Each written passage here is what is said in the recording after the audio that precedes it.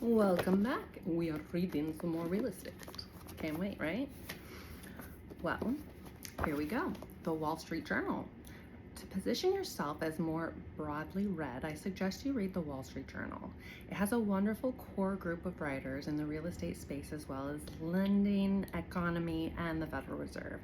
Sometimes drawing from a source that isn't directly connected to real estate can change the conversation with a buyer or seller. There are people who can feel NAR stats are slanted, that NAR has their pom-poms out and isn't objective enough. That's more the Wall Street Journal, can be respected, independent, third party to validate the data, refute fears, or just come at the reporting from a different angle. The weekly mention section that comes out on Friday is a fun and informative look at real estate in the luxury sector. A whole new chapter, creating leads in our online world. Chapter 5. All right, using Facebook and Instagram online lead juggernauts.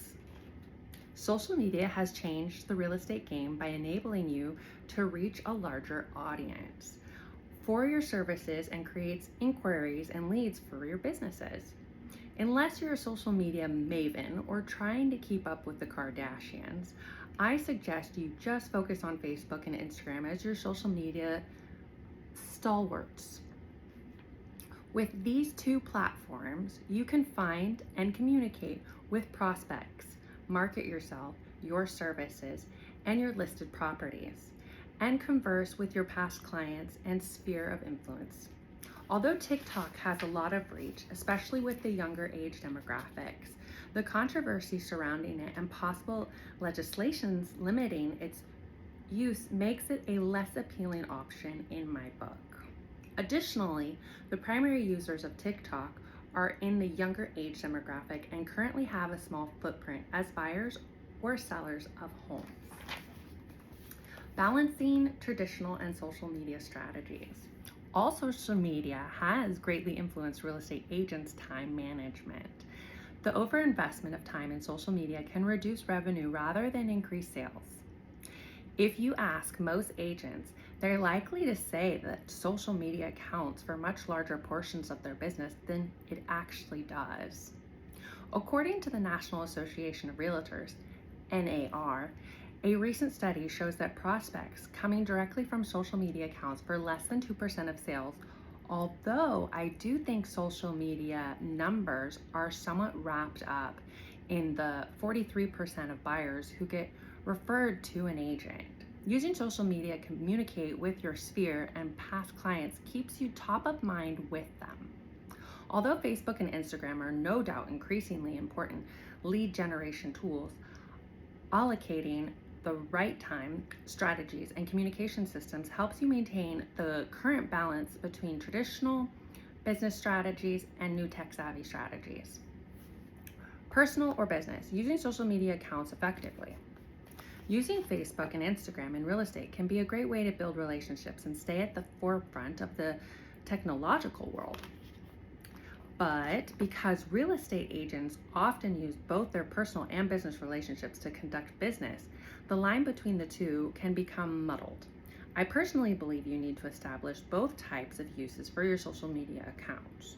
Establishing a personal profile enables you to post your personal history, your likes and dislikes, photos, stories, and so on. This is the most common experience on Facebook and Instagram. This type of profile is a one-person profile that highlights your interests and connections with others. From a business perspective, Facebook and Instagram enable you to brand your product or service. Just a hint, the product or service is still you until you grow a larger market presence and leverage yourself through other people or a team. Both platforms give you numerous free methods to interact with prospects, clients, and people you know. This allows you to connect, and encourage people to like the page or to follow you so they receive valuable information and updates. Using your personal page to create business. With your personal social media accounts, you need to achieve a balance between communicating your business interests and sharing personal updates. Your personal profile should be mainly personal with a sparkling of business information. For the vast majority of agents, a personal page is what will drive business to a greater extent than a business page. That's due to the relationship aspect of the real estate business. Your profile photo is important. Facebook and Instagram are a casual and informal media. Your profile photo and cover photo on Facebook should reflect that.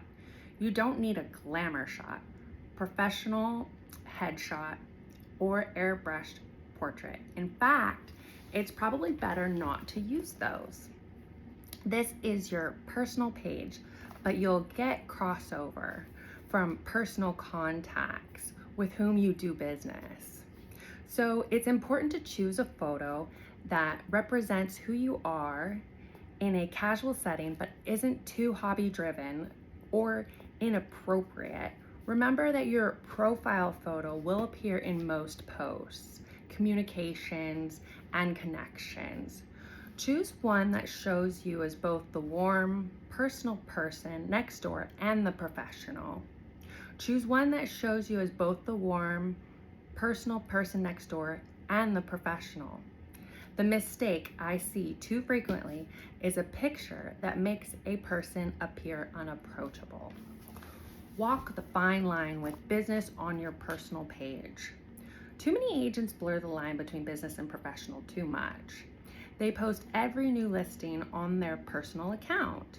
Most of your friends don't want any overload of property listings invading their news feed. The rule of thumb is 4 to 5 personal posts for every business post you make. Err on the side of caution.